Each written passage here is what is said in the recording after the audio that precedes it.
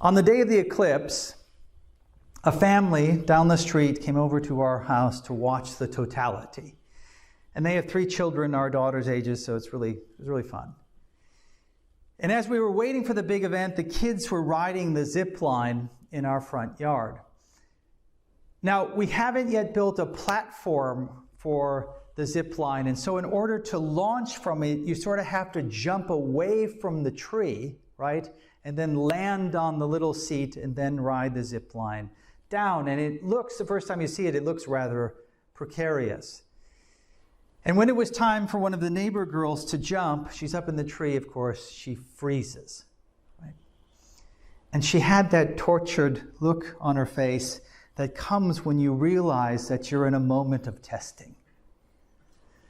You're in a situation where you're forced to choose between confronting your fear and running from it, right? We tend to avoid those situations at all costs, but at times they are forced upon us, right? We can't stay in the tree forever.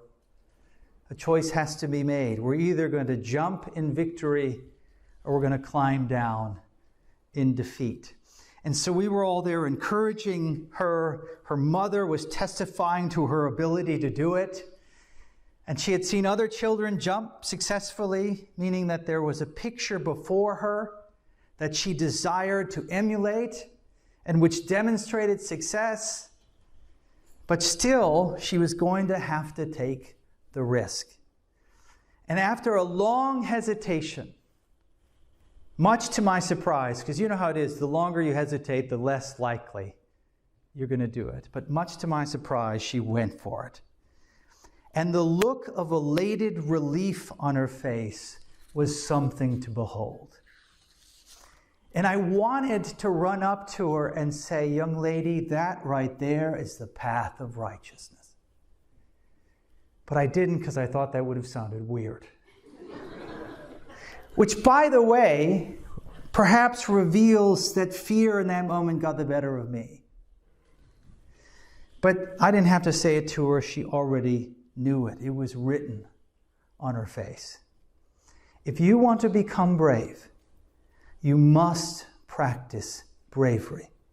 Just as if you want to become generous, you must practice generosity. Or if you want to become merciful, you must practice mercy. Our dispositions are trained in the same way our fingers are trained when we learn to type. By putting our souls through the motions over and over again until they become automatic. We become righteous by practicing righteousness. But here's the thing, the reverse is also true.